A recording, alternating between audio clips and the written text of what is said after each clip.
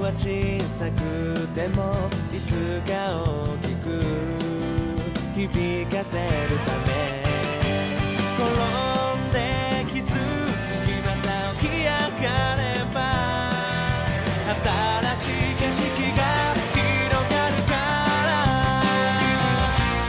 スーパーマンになる方法なんて知らないだけどイメージだけはずっと完璧さレディゴー走り続けてレディゴーこのまま行けばきっとたどり着けそうじゃん夢のかけら掴み損ねたってがむしゃらにかき集めて雨の朝も風の夜も越えてゆくのさもっともっと遠くへ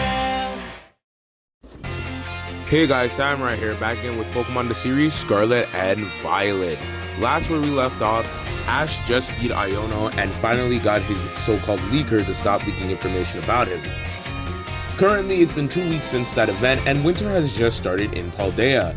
Ash's training has gone extremely well.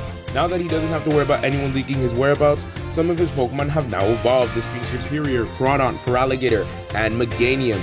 All of them have reached their final stages and now can fight at an Elite 4 level. He's also been keeping up with his teaching duties, despite the fact that he really doesn't want to do it. His students have been given the info they need to succeed. For Go, he's been training with Koharu and his skill has improved a lot, despite the fact that he still has that massive ego of his. Along with that, Koharu has also been training with Go, as I said before, but she's also gone to meet Arvid, and through Arvid, he got to meet Arvid's father, Professor Turo. Along with learning more about Miraidon, she also was able to take down her first Team Starbase by herself. And last but not least, Nemona has finally gotten the hang of battling, getting a consistent winning streak, but Ash is a bit worried that she may be going down the wrong path. Now we can cut to today, as Ash is currently explaining how battle styles work. Ash is kind of explaining his own style and his own method of like separating battle styles, and he's narrowed it down to around 4 major battle styles, this being Brutalizers, Speedsters, Tacticians, and Showmans. With the students actually curious for once, because Ash is actually showing enthusiasm about a topic he's talking about and not just talking about one of his old gym battles from his past, they finally are curious to wonder what Ash would categorize each of them. And Ash, being blunt, says they're all kind of generalists, which basically means they're still new and they haven't really had enough time battling to define it. But he goes further to define the terms. Brutalizers, they often rely on heavy hitting moves and bulky defense. A lot of fighting type and dragon type trainers fall under this categories. Trainers like Lance, B, Flint, Paul, one of Ash's old rivals, he tells the class. Then the Speedsters, they rely on fast movements, but they might not hit as hard. They usually have tons of stamina to keep up their speed. A lot of flying and electric type trainers often fall under this category. Most trainers like Winona, Volkner, Ash himself, and Grimsley. Ash even says that Grimsley is practically the best speedster in the Pokemon battling world to this day, from what he's seen of Grimsley's footage, obviously. And then Tacticians. These are people who are more strategic, often calculating, and often employing a battle like a chess game.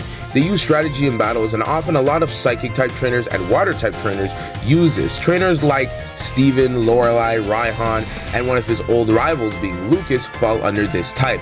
And lastly, Showmans. These guys battle to perform, captivating audiences and trainers. Trainers like Leon, Valerie, Wallace, and Iono, who he just battled, are the perfect example of this. They're well aware that they are facing a crowd when they're battling, and they make it as entertaining as possible.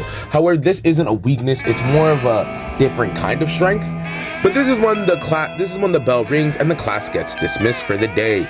This is when the group talks about their plans as Ash is packing up all of his stuff so he can go train.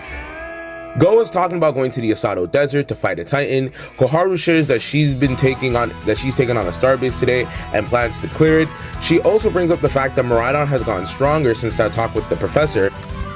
This is when Nemona shares that she'll be fighting a gym today. Nemona tells him that she plans to train outside of Medali to challenge Larry, and Ash actually asks if Nemona wants to have a battle today, which she is ecstatic to hear, as Nemona is always up for a battle, especially with Ash, someone that she's actually rarely gotten the opportunity to battle because Ash usually dips as soon as the bell rings. Ash laughs at this, saying that he's the type of guy to not really stick around as soon as he gets the opportunity to leave. But he says for Nemona to meet him in Battlefield C. In about an hour, he has to run some drills with some old Pokemon before he's ready to battle her. Meanwhile, in Battlefield A, this is when we can see Quillian and Sango have a battle. Their skills are the battle is very much in Quillian's favor. However, Amio tells Quillian to not really hold back because Sango can be very unpredictable, and everyone who has seen Horizons knows exactly what I mean when I say that. This is a 1v1 battle between Scizor and Glalie. As the battle reaches its end, Sango reveals her Terra, and Terra boosts Glalie into a normal type. This is when Quillian terrestrializes himself, and this is when Amio gets another closer look at Quillian's terrestrialization ability and terrestrializes Scizor into a steel type. Scizor is getting ready to use a bullet punch, and it being too fast and Sango being unable to counter, says for Glalie to use self-destruct, which catches Scizor off guard. And while he still stands tall with Quillian winning the battle, this is when Scizor faints due to exhaustion. But it's not like the typical faint, it's the very serious kind of fainting that the anime sometimes does, but you get my point. This is when Quillian gets really nervous and acts in a massive amount of distress, returns Scizor immediately and heads directly to the medical center of the academy. This is when Sango proceeds to remain ambivalent and chooses to go off and do something that she finds more entertaining. With Amio having to prove his own strength, he wants to see how he stacks up against the best, aka Ash. So he tells Corviknight to use Fly so he can meet with Ash and have a battle for himself. This is when we can cut to Chloe in Operation Starfall. They finally get close to the base and they get messages from Cassiopeia. After an explanation from Cassiopeia, they take on the challenge, but the group pulls through. It's a tough challenge, but Koharu and Clyde get separated from Regina, who's now all alone facing Team Star members, as Koharu and Clyde face off against Ortega, the leader of this base. This is just as when Regina is starting to get surrounded and overwhelmed. A silhouette of a bird can be seen using Flying Press. It's a Hawlucha and it's taken out some of the grunts. Regina is confused, but she takes the help nonetheless. Growlithe and Glaceon help Hawlucha, and they end up clearing the Team Star base, with Koharu having a very intense battle, but with the help of Asperada, they end up beating Ortega, and they clear the Team Star base. This is when we can cut to Regina and Koharu and Clive just after the battle. Clive wishes them farewell, but just as Regina and Chloe are about to leave, this is when the Hawlucha from before ends up reappearing and bowing before Regina's Glaceon. Regina and Koharu laugh, knowing exactly what this is, but Glaceon looks very confused and it causes it to blush and go in its Pokeball. However, Regina ends up catching Hawlucha and adding it to her team because it was such a strong team member and showed a lot of heart. This is when we can cut to Ash battling Amio in a 1v1. It's an intense, but it's in Amio's favor. With Amio using Scarlet and Ash only using his Charcadet, it's a pretty close battle, and Amio only ends up winning, but by a small margin. Amio realizes that if Ash was to use any other of his Pokemon that had a bit more experience, he wouldn't have stood a chance. He's thanking Arceus that Ash isn't a student, as Amio would go from second in the academy to third. This is when Charcadet, still looking a bit dazed after its win in a very typical goofy Pokemon way. So just imagine what Oshawott looks like, or what Rowlet looks like after it loses his battle. But yeah, pretty much the same thing. This is when Ash picks it up and reassures it that it did a good job, even though it still lost and Ash is still kind of bummed about it. However, he still reassures it with positive messages, and then this is when Iron Valiant, shown to be watching from afar, looks at Ash and then leaps away. This is when we can actually cut to an Iron Valiant scene, as Iron Valiant is running across the trees and rooftops of Paldea as it's reminiscing about its own time. Back in his time, he had an old trainer that reminds him a lot of Ash. She started her journey as a kind and competitive trainer, very similar to Ash, who loved helping and battling people. But as her popularity grew, so did her ego, and she used to lash out at her Pokemon for whenever they lost. Iron Valiant, who has a heroic nature, took most of the blame, but one day after a particularly hard battle, the trainer was going off on Iron Valiant, as Iron Valiant would often take most of the blame to shield it from the other Pokemon. But in a flash, it appeared in a field with lush flora and huge waterfalls. And for years, it defended the Pokemon of Area Zero against people like the Zero Institute and the two kings of Area Zero. This is when one day after he got out of a particularly harsh battle with some of the other Paradox Pokemon in Area Zero, the two kings ended up making somewhat of a truce and cornered him, causing him to leave out of his own survival.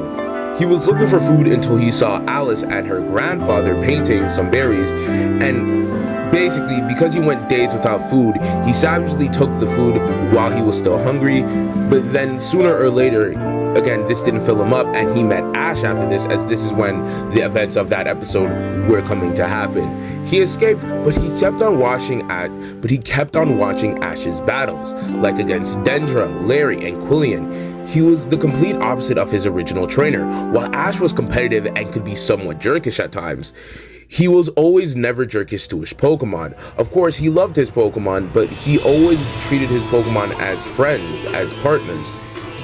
Iron Valiant wants to be one of Ash's Pokemon. However, he has a duty to Area Zero, at least to himself, as he knows there's a bunch of defenseless Pokemon in Area Zero that are going to be, for the sake of not, like, you guys know what I'm going to allude to here, like, you guys know what animals do in the wild, you guys are grown-ups, but like, we're just gonna say bully, but like, you know what I mean here when I say he has to defend the defenseless Pokemon of Area Zero, but you get my point. He wants to learn what it takes to have a true bond with a human, but again, he needs to liberate Area Zero. This is when the reason for him leaving finally reveals himself. He sensed that Pokemon from Area Zero has escaped, and this is when we can cut to Team Titan in the Asado Desert. Go meets up with the rest of Team Titan, but when they go up to see what Titan Pokemon it is, they see two Pokemon facing off. Danika's about to ask for more information until Arvin's phone rings, and it's Professor Turo, which amazes both Go and Danika. But Professor Turo isn't here for pleasantries. He's here to warn the group. This is when Sada also joins the call. They explain that something in Area Zero's atmosphere has caused the Pokemon to irritate and caused them to leave en masse. This is the two Pacific Pokemon. The two Pacific Pokemon were the first two to leave. Professors believe that if they are defeated, they will retreat towards Area Zero, but first they need to contact the Zero Institute. But this is when Go ends up kind of imitating Ash, and he gets psyched, as these are two Pokemon he's never seen before. One looking like a prehistoric Donphan, and one looking like a Donphan straight out of a sci-fi movie. He gets immediately amped and tells Koraidon to head straight forward. This amps up Arvin, believe it or not, and he also joins them. This is when Danika, the only normal one here, decides to help both trainers. This turns into a dual raid battle. However, the battle is intense as they can't keep up with these two Pokemon that look like they're fighting over territory. This is when an older woman appears, commenting on how fascinating these Pokemon look, and the group looks at her with weirdness because she just approached them and is like she's very unserious about all of this, and she says she can help, and she sends out her Absol. She says she's a professor as well, and they end up knocking out Iron Treads. But Great Tusk is still barely holding on, but it's still raring to battle. This is when the mystery woman tells them to all tear their Pokemon as she pulls out a unique bracelet. She mega evolves her Absol, and her and Go land two super strong attacks, defeating the Titan and earning the Herba Mystica. Team Titan eats their sandwiches, and Koraidon regains some strength along with Mabostiff, as they're both shown to be more vigorous and gain more strength, which lifts everyone's spirit. And the mystery lady finally reveals herself to be Briar. She's quite interested in Koraidon. It looks like a Pokemon her roommate was studying, but she can't stay for long as she has a very important meeting soon, so she leaves the group. Go is curious on if any more of those type of Pokemon are out there, but this is when they get a call from the Zero Institute asking for any nearby trainer to head to Koskarafa to help immediately. This causes Danika to worry extra due to this being her hometown. This is when we can cut to Quillian finally, as the nurse brings out Scizor, as Quillian begins to reminisce about when he first met Scizor as a Scyther. He first started training for the Zero Institute. They made him do a lot of survival training with his Sneasel. And this is when he was dropped into one of the areas. You know that bamboo area in Pokemon Scarlet and Violet? Yeah, you guys know what I'm talking about if you play the game. But either way, he ended up getting dropped there to survive there for his training. This is when he met a Scyther. The Scyther looked after him and Sneasel, and he grew a fondness for them both. And as time went by and when they were going to leave, Scyther joined Quillian's team. In a weird way, Scyther almost featured as like a older brother figure to Quillian, but like, you get what I mean. You get what I mean. As Quillian reminisces with Scizor and is making sure that Scizor is okay, they get an alert from the Zero Institute talking about an outbreak that they need to handle immediately. It's an emergency, and they end up heading out. This is when we can cut to, like, during all this, Ash and Nemona is happening. Like, again, the way I wrote this script, Ash and Nemona was happening throughout the entire portion of the story. This is just when we're focusing on it. So, Ash and Nemona gets underway. Ash starts out with his trusty Finizen, who he plans to win with this. This is when Nemona calls for a fruitful battle and sends out Rockruff. The battle begins in Ash's favor. He has the type advantage, and he's using Aqua Tail to toss Rockruff around like a beach ball. This is when Rockruff is able to land a powerful bite attack. Nemona, seizing the opportunity in the same way she did with her battle against Roy, relentlessly attacks and exploits Finizen constantly. Not in like a good battle strategy way, but in a cheap fighting game way, if you get what I mean. This is when Ash sees what Nemona is doing and uses Water Gun on the ground to gain some distance against Rockruff. This is when Ash still calls for some double hits, still getting some hits on Rockruff. However, Nemona, ignoring Rockruff's like injured state, she tells Rockruff to use Stone Edge in its desperation. Finizen, with Ash's support, is able to maneuver past the rocks with ease, landing another double hit, knocking Rockruff from the battle. This is when Nemona says that she didn't expect Ash to take the lead so fast, but she's not out of the count yet. She calls for her Quaxwell. Ash, noticing Quaxwell, pulls out his Pokedex and realizes that her Quaxly has evolved. He compliments Nemona on raising her Quaxly well, but let's see what it can do against Finizen, and he commands Finizen to use Double Hit. Quaxwell can also use the move Double Hit, so it's a close battle of double hits going blow for blow. This allows Ash to see Nemona's true love for battling. However, as soon as Nemona gets pushed into a corner, she still ends up using a cheap strategy. She gets Quaxwell to kick Finizen in the eye, blinding it for a bit, this allowing Nemona to get a win, and Ash has to send out his Pikachu. This is when Ash tells Nemona to let's not try to use any of her quote-unquote special tactics so they don't ruin the battle. Nemona, in a very smug tone, says that it looks like Ash is scared of losing to his own student. Ash, who again, if you know Ash, he gets a bit uppity and then he gets really cocky and tells Pikachu to use Fly. This is when Pikachu, using Fly similar to his old Volt Tackle, ends up knocking out Quaxwell with one hit. This is when Ash calls off the battle before Nemona can send out her third Pokemon and talks to Nemona one-to-one. She says that Nemona needs to stop relying on her quote-unquote special tactics. In reality, she's not really getting stronger. While she's getting stronger, this isn't the reason why. She's getting stronger because she's working hard, but these are more just a cheap way to get a win. This is when Nemona gets mad and says that Ash wouldn't get it. She's actually winning battles now and she's finally getting stronger like Ash. However, Ash is very tired and he exhales. He tells Nemona that nobody really starts out strong. It takes hard work, determination, and a lot of time and skill to get strong. Nemona has potential, but she needs to find her own true strength. Plus, Ash says he wants to battle Nemona, who's on a champion level, and he knows that Nemona could do it.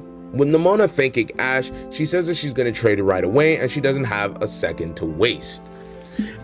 Ash, really happy that he was able to make Nemona feel really proud of herself, is like, being very smug, Ash. We all know Ash. But of course, Ash is really smug about this. This is just when Nemona's about to leave, they both get an alert from the Zero Institute, telling them to head south as there's been an emergency. We can end this episode of Pokemon Scarlet and Violet, everybody. So Pokemon Scarlet and Violet, where has this been? It's been gone for a while. I'm aware. I know you guys have made it known. I haven't really been uploading. TLDR, my main computer broke. That is where all the Scarlet and Violet stuff was. So if you notice, a lot of the assets used in this video were from Sword and Shield. Yeah, so a lot of the assets that I used to make Scarlet and Violet, like the versus screens, the intro, they were all stuck on the old computer. And guess what? I can't get them back. So a lot of the assets I have to kind of rip or find some way to get them in a good enough quality. So it's gonna take some time. Like, obviously, I'm probably gonna stick with the Sword and Shield assets because more people seem to like the Sword and Shield assets a little bit more. But like, you know, this is just in general. Like, you know, I've been gone for a while. I had exams, then the computer broke. Like, everything happened one after the other. I really wanted to upload in June and May. It's just that, again, all this happened right after the other, and I'm working again. So, you know, hopefully this video comes out by next week or by the end of the week when I'm recording this. But, you know, with all that being said, I hope you enjoyed the video. Please remember to like, subscribe, and share. Watch the Paradox podcast, and Samurai out.